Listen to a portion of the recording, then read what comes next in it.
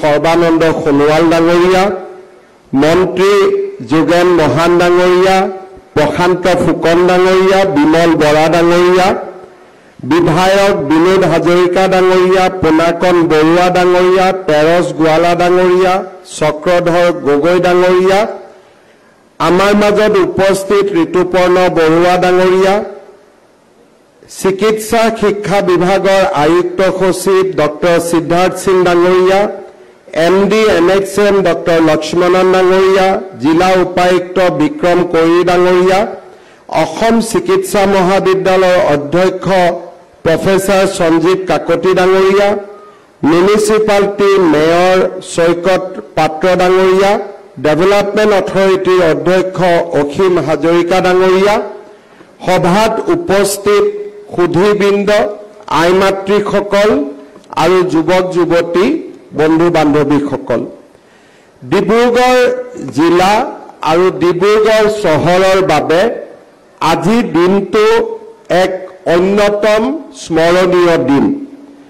খন্তেক সময় আগতে কেন্দ্ৰীয় মন্ত্ৰী সৰ্বানন্দ সোণোৱাল ডাঙৰীয়া, বিধায়ক মন্ত্ৰী প্ৰশান্ত ফুকন ডাঙৰীয়াৰ সৈতে আমি অসম চিকিৎসা মহাবিদ্যালয়ৰ চিটি হস্পিটাল অৰ্থাৎ ডিব্ৰুগড় মহানগৰৰ ৰাইজৰ বাবে নিৰ্মাণ কৰা এখন চিকিৎসালয় আমি আধাৰশিলা স্থাপন কৰিছোঁ।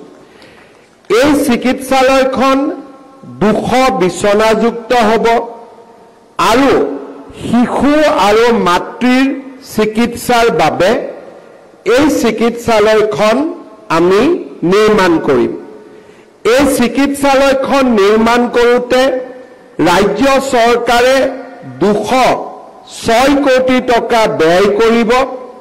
আৰু ডিব্ৰুগড়ৰ ৰাইজে বিচাৰি থকা ধৰণে আমি ইয়াতে যথেষ্ট পেইং কেবিনো নিৰ্মাণ কৰিম,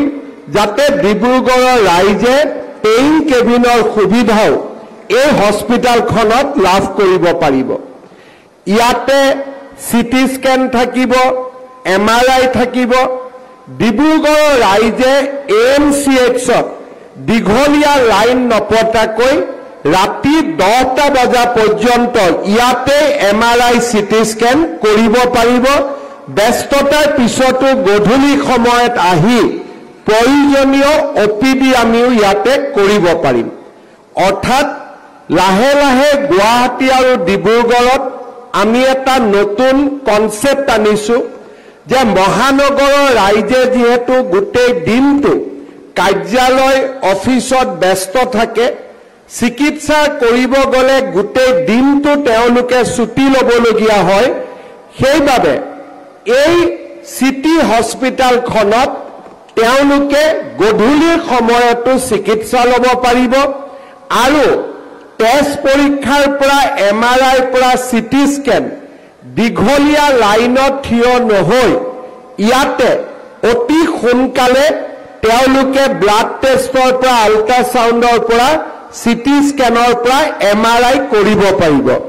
তাৰ লগে লগে ইয়াত যিহেতু 200খন বিচনা থাকিব, সেইবাবে প্ৰয়োজনীয় মাতৃ আৰু শিশুৰ চিকিৎসাৰ বাবে ডিব্ৰুগড়ৰ ৰাইজে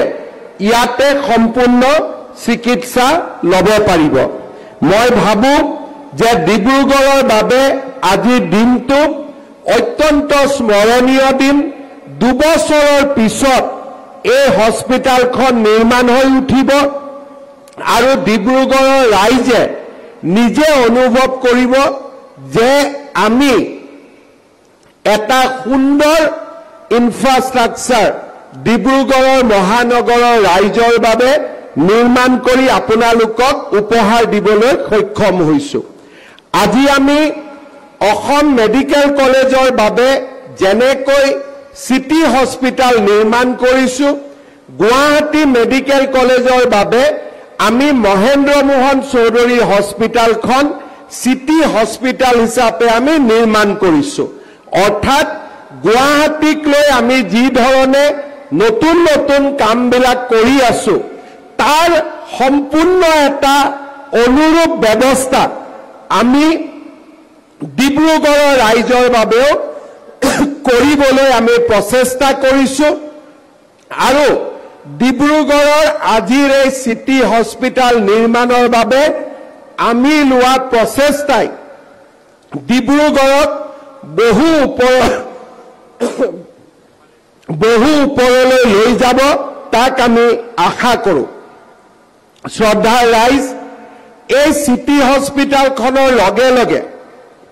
ডিব্ৰুগড় মেডিকেল কলেজৰ বাবেও আমি এটা আমাৰ হস্পিটালখনত যাতে এখন আমি আবাসিক হস্পিটাল কৰিব পাৰোঁ তাৰ বাবে বহু দিনৰ পৰা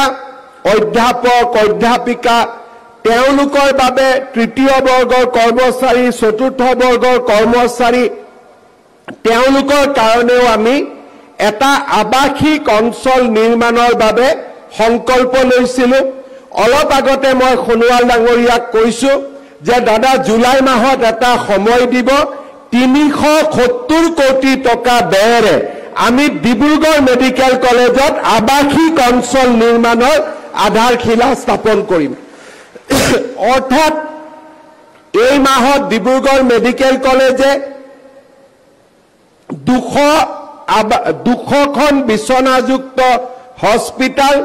206 কোটি টকাত পাইছে অহা মাহত ডিব্ৰুগড়ত এটা আবাসিক অঞ্চল 370 কোটি টকাৰে লাভ কৰিব তাৰ মানে দুটা মাহত ডিব্ৰুগড় মেডিকেল কলেজে 570 কোটি টকা লাভ কৰিব আগতে যিমান চৰকাৰ আছিল 2014 চনৰ পিছত যদি আমি বাদ দিওঁ তাৰ আগতে ডিব্ৰুগড় মেডিকেল কলেজত ইমান টকা কোনেও কেতিয়াও ব্যয় কৰা নাছিল অসমৰ আটাইতকৈ পুৰণি মেডিকেল কলেজৰ স্বীকৃতি ইয়াৰ গৌৰৱ আৰু সন্মানৰ অধিকাৰী হিচাপে আমি ডিব্ৰুগড়ৰ অসম চিকিৎসা মহাবিদ্যালয়ত নিৰ্মাণ কৰিব খুজিছো আৰু এনেকৈ আমাৰ প্ৰচেষ্টা অব্যাহত থাকিব ইয়াৰ আগতে কেইদিনমান আগতে আপোনালোকে আৰু এটা খবৰ পাইছিলে কেন্দ্ৰীয় মন্ত্ৰী সোণোৱাল ডাঙৰীয়া যেতিয়া মুখ্যমন্ত্ৰী হৈ আছিল খনিকৰ ষ্টেডিয়ামৰ কাম তেখেতে আৰম্ভ কৰিছিলে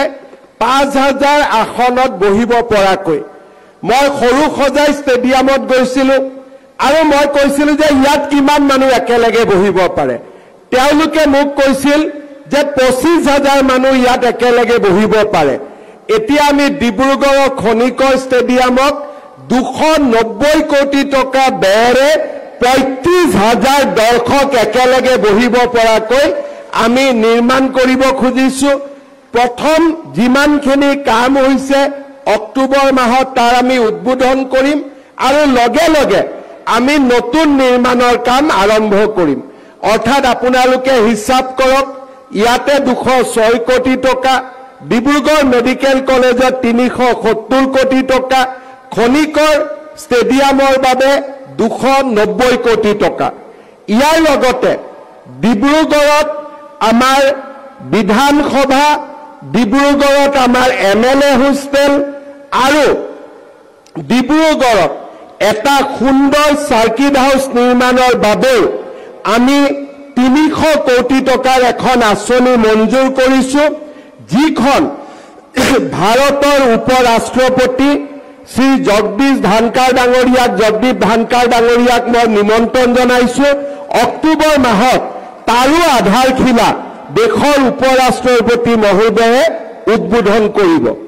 ইয়াৰ লগে লগে আপোনালোকে ডিব্ৰুগড়ত যোৱা 27 এপ্ৰিলত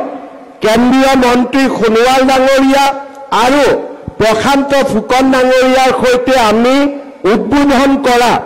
56 কোটি টকাৰ ডক্টৰ লীলা গগৈ উৰণ সেতু আৰু 60 কোটি টকাৰে নিৰ্মিত বাগ্মীবৰ নীলমণি ফুকন উৰণ সেতু নিৰ্মাণৰ আমি শুভাৰম্ভণি কৰিছিলো ইয়াৰ লগে লগে এতিয়া 83 কোটি টকাৰে মানকাটা পথত উৰণ সেতু নিৰ্মাণৰ কাম আৰম্ভ হৈছে 157 কোটি টকাৰে আমোলাপট্টিত উৰণ সেতু নিৰ্মাণৰ কাম আৰম্ভ হৈছে আৰু অতিৰিক্তভাৱে লাহুৱাল বৰডুবি লেজাই কলাখোৱাটো আমি আজি উৰণ সেতু নিৰ্মাণৰ কাম হাতত লৈছো আপোনালোকে যদি হিচাপ কৰি চাই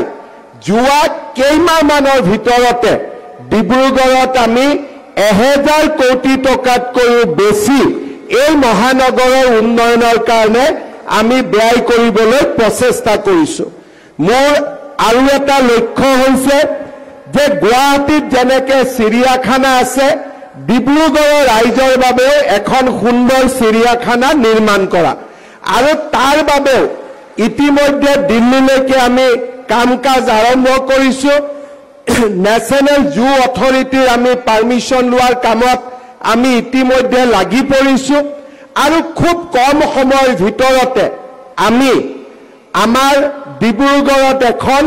চিৰিয়াখানা নিৰ্মাণৰ ক্ষেত্ৰতো আমি আগবাঢ়িব পাৰিম মই আজি মাহটো কোৱা নাই এই কাৰণে কাৰণ পাৰমিশন দিওঁতে দিল্লীৰ পৰা কিমান সময় লাগে মই নাজানো কিন্তু অতি সোনকালে আমি ডিব্ৰুগড়ত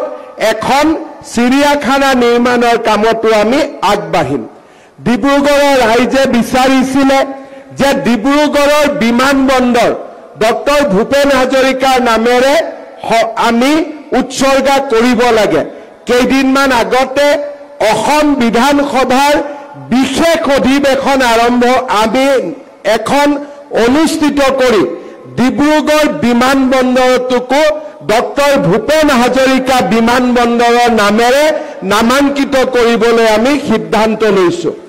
আমাৰ ৰাজ্যত দুজন ভাৰত ৰত্ন আছে ভাৰত ৰত্ন গোপীনাথ বৰদলৈ আৰু ভাৰত ৰত্ন ভূপেন হাজৰিকা এজন ভাৰত ৰত্নৰ নামেৰে গুৱাহাটী এয়াৰপোৰ্ট আৰু দ্বিতীয়জন ভাৰত ৰত্নৰ নামেৰে ডিব্ৰুগড় এয়াৰপোৰ্ট অৰ্থাৎ আমি গুৱাহাটী মহানগৰীৰ সমানে সমানে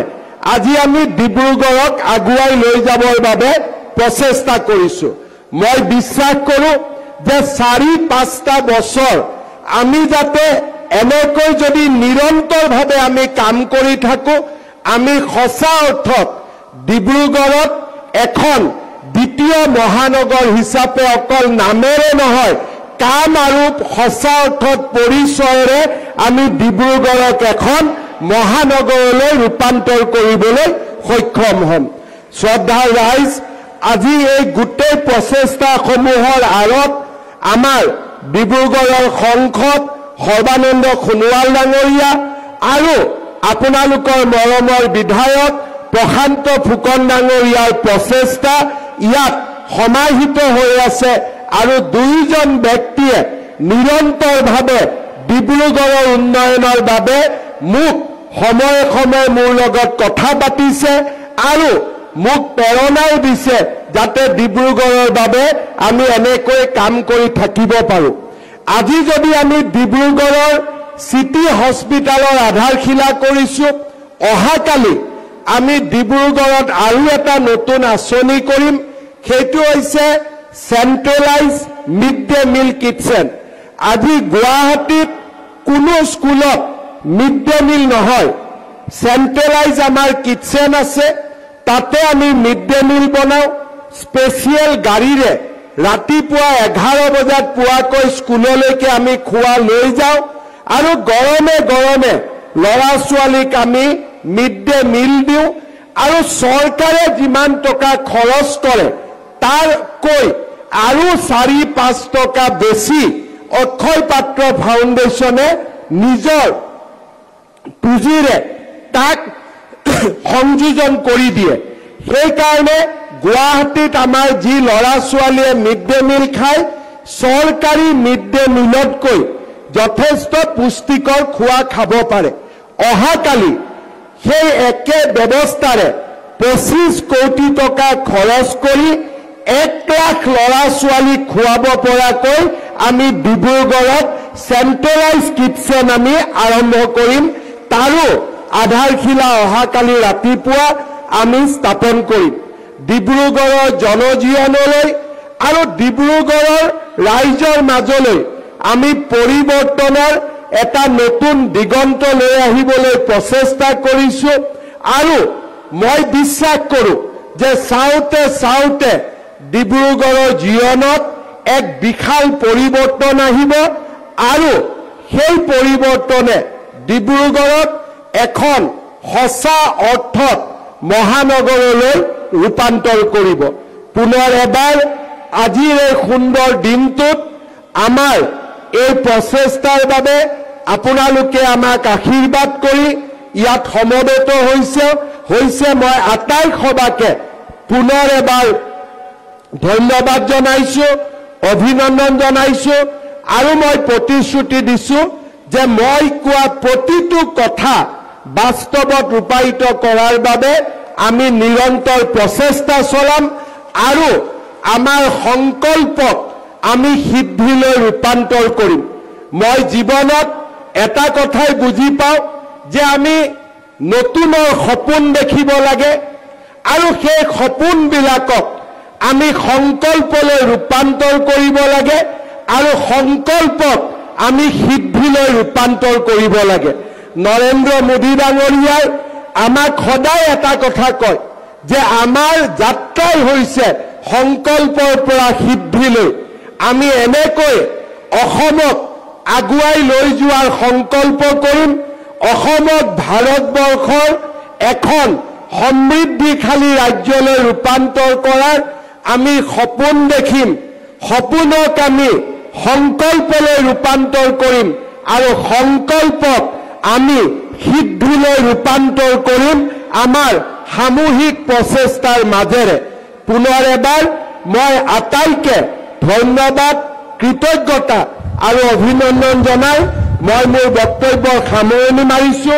অসম চিকিৎসা মহাবিদ্যালয়ৰ অধ্যক্ষকে ধৰি অধ্যাপক অধ্যাপিকাসকলক নিৰ্মাণৰ সময়ত এই চিকিৎসাৰ যাতে নিৰ্মাণ কাৰ্য ভাল কৰি হয় নিৰন্তৰ আমাক পৰামৰ্শ দিবৰ বাবে মই অনুৰোধ কৰিম আৰু স্বাস্থ্য শিক্ষা সঞ্চালক আৰু আমাৰ এই বিভাগৰ লগত জড়িত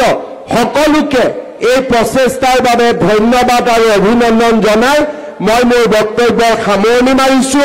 ধন্যবাদ। জয় হিন্দ, বন্দে মাতৰম।